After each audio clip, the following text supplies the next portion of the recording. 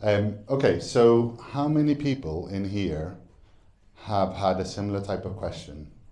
Can someone take a look at this? Why has this cost grown so much? Put your hand up. A few. Okay, not everyone, but a few. So you've probably seen the Slack message or an email. Usually it's an email. And what's happened is the monthly cloud bill is in. Your finance person has slid into your DMs and they've got these two simple questions. The problem is that this question repeats every month.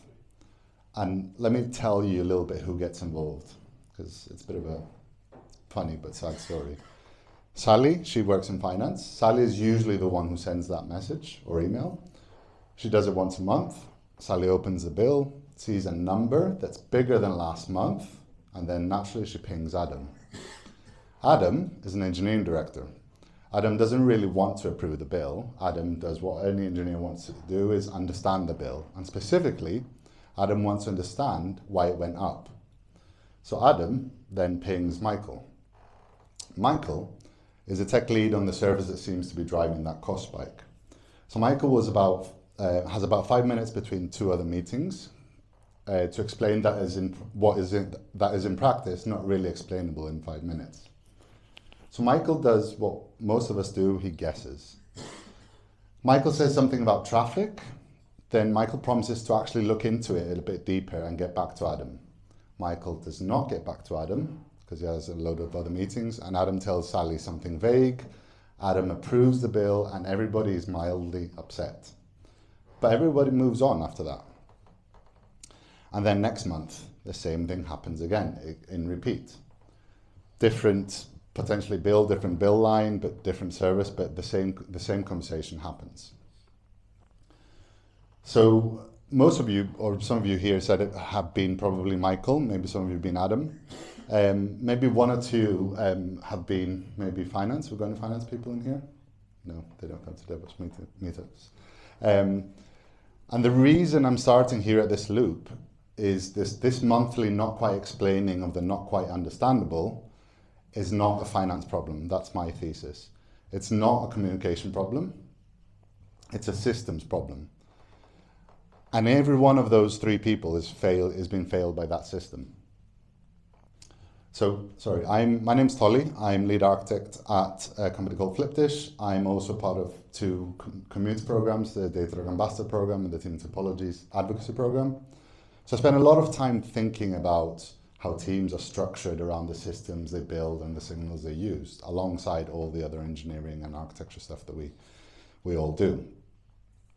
And this was Dr. Werner Vogels, you mentioned him earlier in your talk, and Cinch was the architecture that we built a few years ago. You've probably seen their adverts, but that was entirely serverless. There wasn't a single server, single VM. I don't know who someone asked, what should we do? We started with everything serverless, finished with everything serverless. We didn't have a single container. And that Cinch is going well, is beating the competition. Today, I work for Flipdish. We build the technology. If you've not heard of Flipdish, we build the technology that restaurants and food businesses use to run their operations and get more orders in. But we do that critically. If you've probably heard of other marketplace platforms, we do that so that they don't lose a chunk of their transaction to these big delivery platforms. So our customers pay us to build great tech for them, which means every pound or euro we spend on the cloud, on SaaS or AI, then comes directly out of the value we deliver. Which also means that our unit economics aren't an abstraction, they're the business model. So if our infrastructure costs go up and our customers don't get more orders, we've failed. So we care about this a lot, and I suspect you work for businesses that have a similar link with unit economics. So why am I sat here talking to you about cost when you've just heard about some great things about how AWS does architecture and builds resilient systems? I'm hoping that by the end of the talk you might go tomorrow to your boss and say, hey, can I get access to the costs? That's a bold ask, but hopefully I'll persuade you. And then you'll also learn that it's not enough to get costs, you actually need to do some things that we'll talk about in a bit. And that bit will be this playbook that you'll really get to enable this. So a few years ago, AWS and Azure and other providers sold us a deal. They said, pay for what you use. You get elasticity, consumption-based, no more over-provisioning. And there was a lot of skepticism in the early years, but ultimately here we are. Almost everyone's in the cloud. And it was a good deal. But there's a second half of that sentence that got quietly dropped from the marketing and the advocacy. It's pay for what you use, but use what you pay for. And this is the bit that I'm really focusing on, because pay for what you use is a billing model, and the use what you pay for is accountability. And you can't honor the second bit if the people who are actually using the thing can't see what it costs, which leads to go and ask how much this costs. So that's really, this is really my point, and everything else is a how. For those of you who noticed, there was also a sort of a there's a sort of a subtitle to the talk, which is about frugal architecture. Has anyone heard the term frugal architecture? Put your hand up. One or two people, one AWS person in the back. Yeah, for a few people, a handful. So a few years ago, I can't remember which year it was, Dr. Werner Vogel sat on a massive stage in Vegas and said, frugal architect, you should be a frugal architect. That's how you should build your systems. And he made it a bit of a thing. And what it really was just some simple laws for building cost-aware, sustainable, and modern architectures. We're now all in the cloud. This is now Werner Vogel's telling us how to build these systems. There's even a website for it. There's, I think, 7 laws. So I'm not going to go through each one by one, but I'm just going to call out a couple that are relevant to this talk. So the number one is make cost a non-functional requirement. So this is around, this is the first thing you'll say, okay, I'll take this and I'll share this with my mate at work and say, yes, hey, look, we need to make cost a non-functional requirement. And the second bit is that architecting is a series of trade-offs. You probably can't see this, but essentially it's saying that the goal here, and you probably, when Sally's messaged you probably heard this thing of like, oh, we need to minimize costs. It's not about minimizing spend, but it's about maximizing value. So the real thing is we need to know what we're willing to pay for. So it's not about, oh, let's sort of recklessly minimize cost. And the reason for that is because companies can literally fail because they don't consider cost at every stage of the business, or because they're not measuring it properly. The bottom line is that if your costs are higher than your revenue, your business is at risk.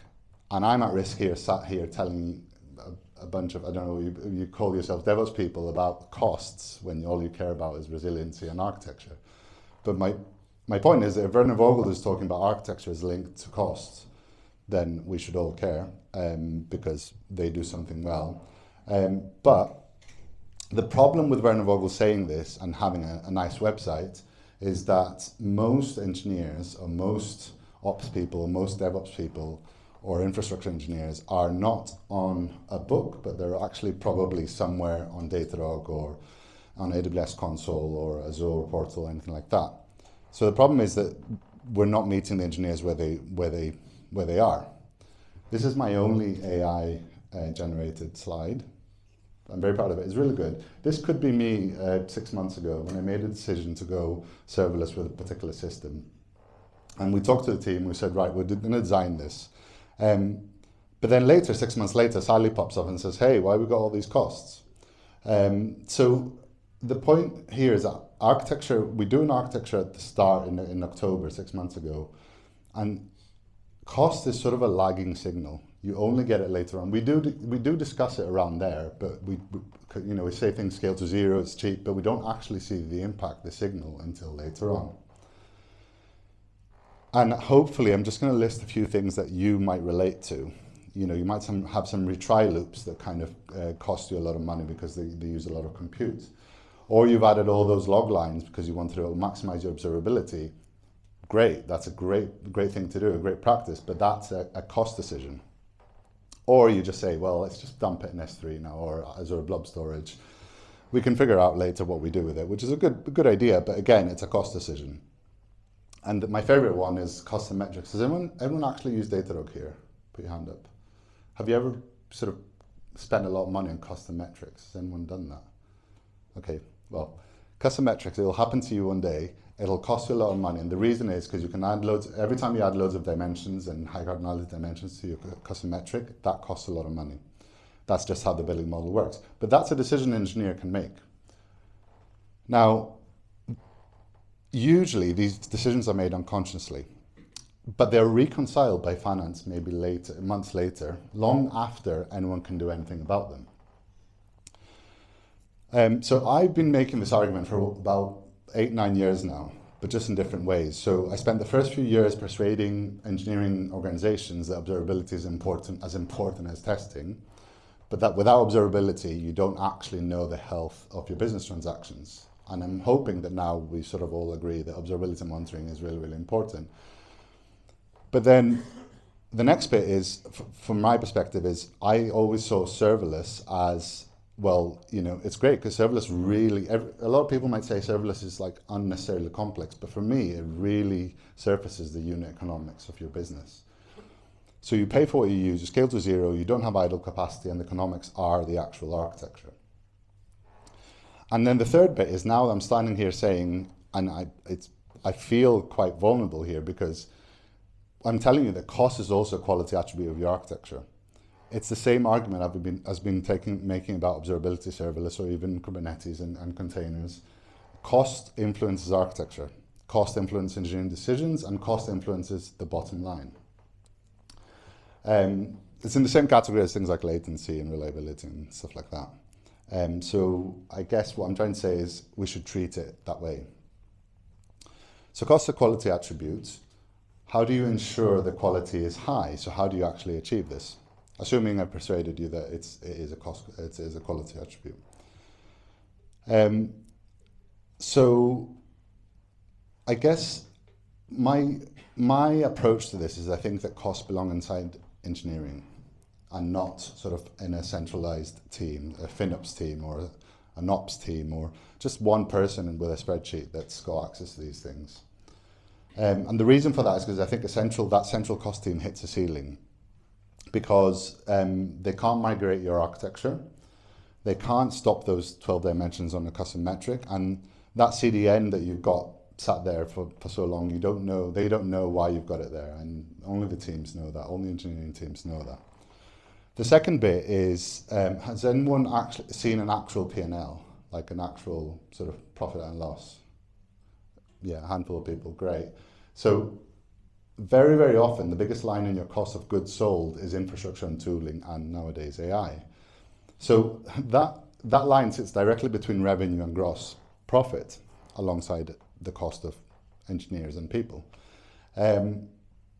So unit economics are an engineering KPI. So the best lever on company margin, or a good lever at least, is probably sitting in your code or in your repository. The third reason I think it doesn't work is because the same muscle that made observability works makes cost work. So what did we do with observability? We instrumented our services, we tagged by team, built dashboards, set alerts with owners, and review instance. Kind of like how, and then self-improve all the time as AWS does. And if you look at the cost playbook, it's very similar. Instrument your service, tag by team, integrate cloud cost, tag by team, build cost dashboard, set cost alerts with owners, and review an instance. It's very, very similar. And before I move on, one thing that tends to happen is that you have this reactive cost reduction. And I'm not sort of saying that this is a bad thing. So what happens is Sally says, Sally gets scared basically, because there's large costs. So she says, well, find 10%. I don't care what you do. Go and find 10%. You create a working group. The savings are claimed, but 6 months later, you're back where you started. So you're not actually improved. So I'm sort of not against step changes. I think last year we spent we sort of spent a good time actually reducing our Azure spend by 40%, which was great.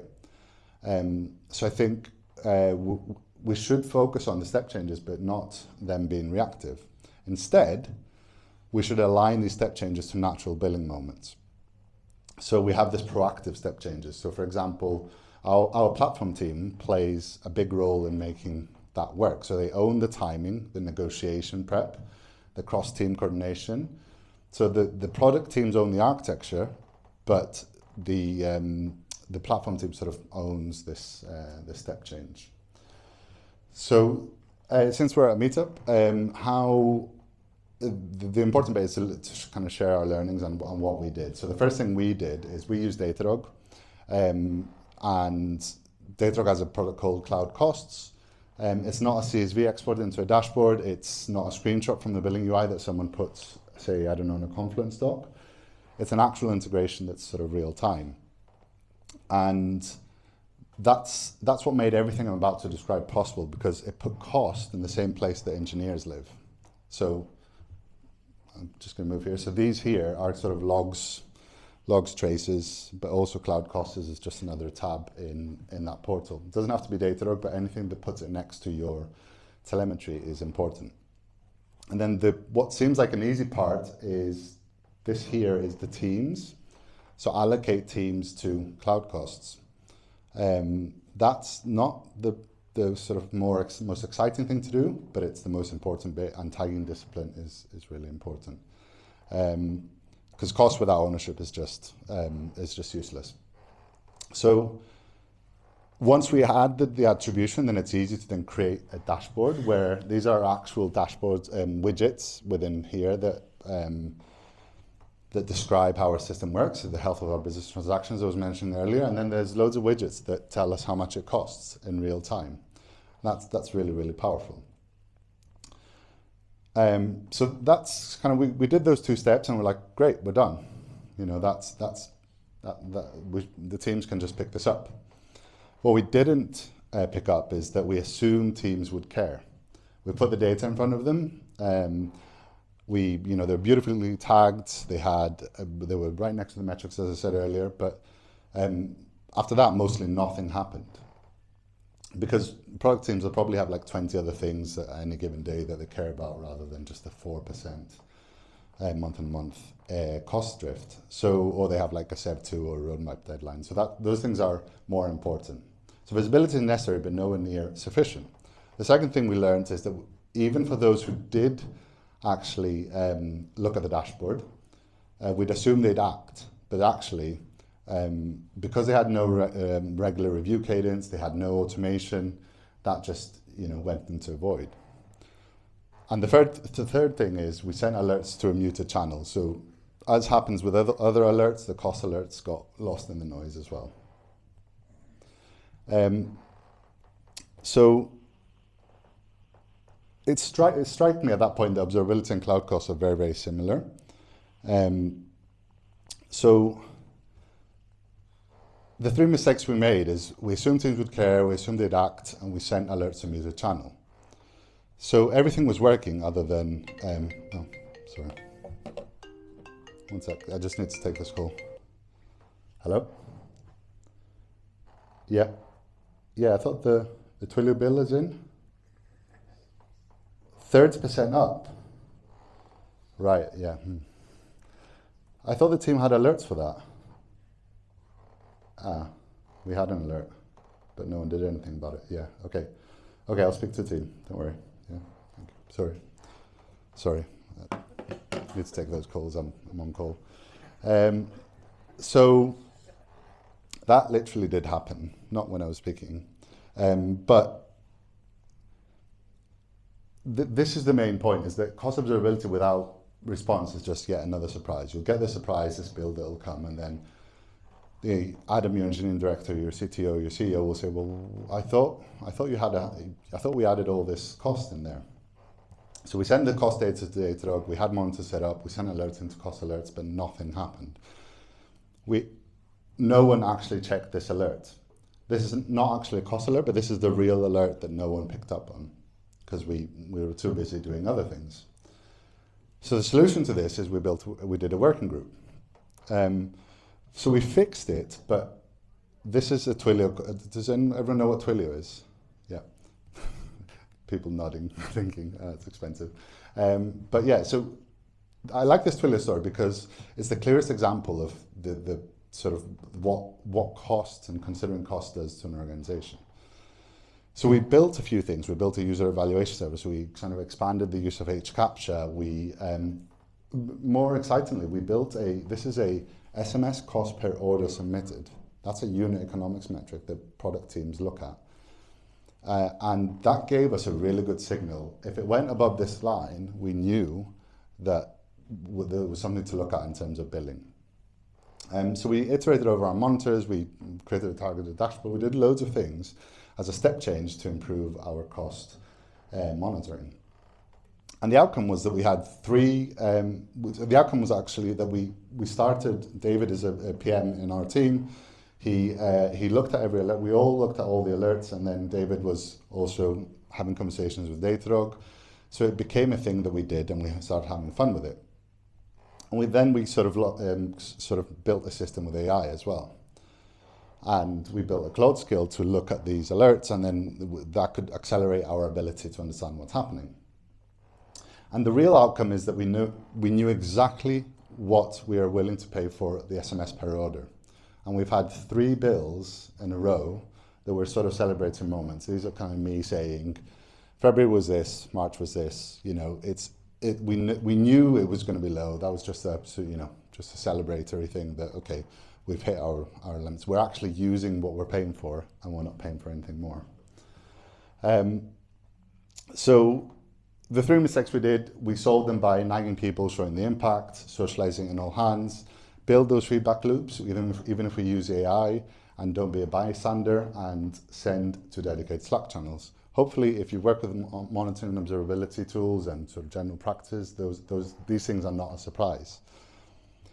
So that's the operational story. So went from finding out 5 weeks late with that phone call that I got to knowing 10 days early. So that in itself justifies that work. So I'm not actually, that's one good reason why I'm standing here, but because also somewhere along the way, something more interesting happened. So I started noticing that this cost focus had impact in other things as well. There's 4 things that changed. The first thing was architecture, which is no surprise. So we had the tenet of frugal architecture, but it was always a bit on vibes. I don't know if you know what I mean. Like, it always felt like people would say, yeah, we need to frugal. It's like, we need to be secure. Right? We all say we need to be secure, we need to be frugal, but what does that mean in practice? And usually it's also just looking out on a vendor pricing page. And what happened, what the impact was that we went from fancy words on a website on stage to a calculation with real numbers. So when we had architecture reviews, we were talking with numbers of, should we run this on Lambda or ECS? It stopped becoming a philosophical conversation or something that we just extrapolated. Incident reviews is also an interesting one. So often what happened is we talk about detection time, mitigation, customer impact, but we didn't talk about the classic, we scaled up our SQL database to manage sort of resources, but we didn't talk about how much that cost. But now we knew about that, and we could have that conversation in the post-incident review. Hopefully, again, it's a conversation about costs, so it's not probably the most exciting thing, but if you do end up working with costs, I'd say that the one thing to take away is this one, the leading versus lagging. So cloud bills are actuals. So actuals are always lagging. It's the thing that you end up paying. So it's the final word, they won't change that. So by the time the actual arrives, the decision that caused it is long gone, which is what I was saying earlier. So even with daily cost data, you're looking at yesterday's choices. So, so what you can do is you can focus on sort of combining leading, sort of lagging metrics with leading metrics. So this was just a metric that we put together. That's an estimation. It's not necessarily accurate, but it told us, gave us a signal earlier rather than later. So combining the two kind of solves the problem. Finally, the fourth mechanism underneath all of these 3 is that you might be wondering, and rightly so, is why putting cost data in something like Datadog change things that instead of putting things in, AWS Cost Explorer, or I can't remember what Azure's one is called. And the reason is because these are usually, it's a sort of organizational thing, these are usually gated. You have root account access, or you have finance IM roles, a spreadsheet a VP opens during budget season, that kind of stuff.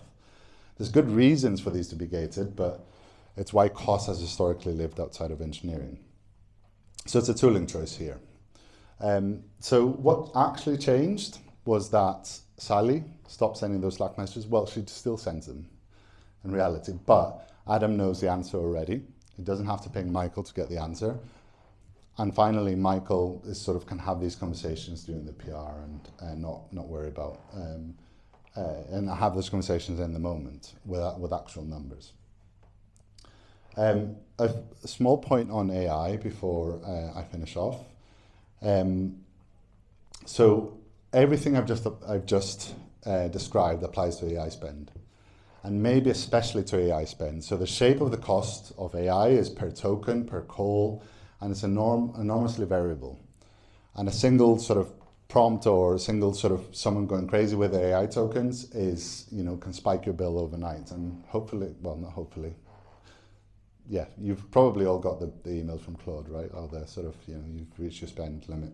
So they've done a great job on sort of internalizing costs, but you need to look after them as well. So, but I want to end this talk on a specific warning about AI because it's doing something subtle to the problem I started to at the start of the talk. So what's actually happening now is Sally, Adam, and Michael are all talking to a different AI. So Sally's talking to Claude, Adam's talking to ChatGPT, and Michael is talking to some random AI they found in front of them. And they're getting answers, but the problem is we're ending up in sort of, this loop wasn't actually solving necessarily the problem, but they were reaching a common understanding. But now they're not talking to each other and not reaching that common understanding.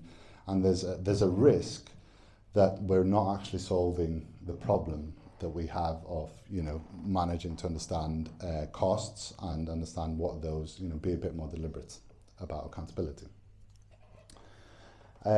So if hopefully you think that costs impact your architecture and engineering decisions,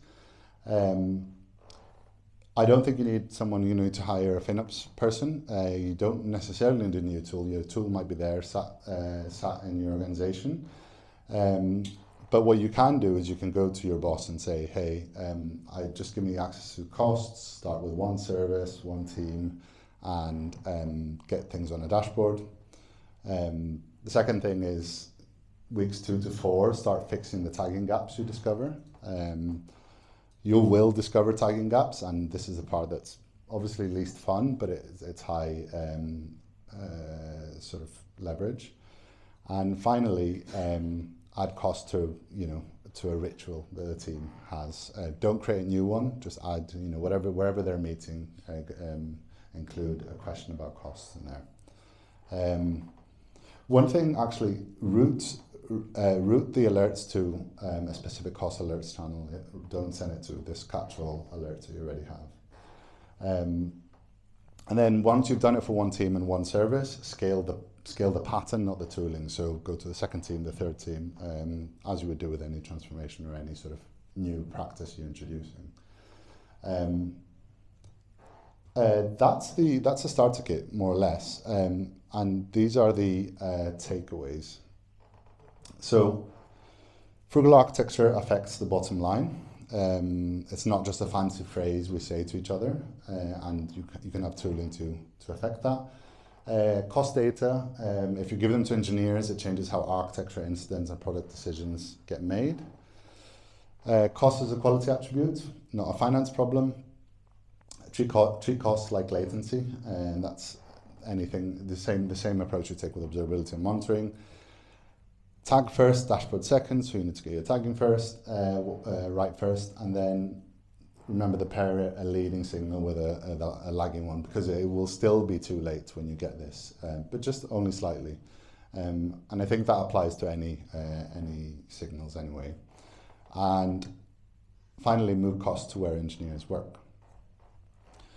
So this is the end of the talk. So know that you can't just switch it on. I think hopefully you've understood that. You've sort of got a playbook which is very similar to observability and monitoring, and hopefully, please ask your boss tomorrow for access to costs, because it will affect the future of your systems and the bottom line of your company. Thank you very much.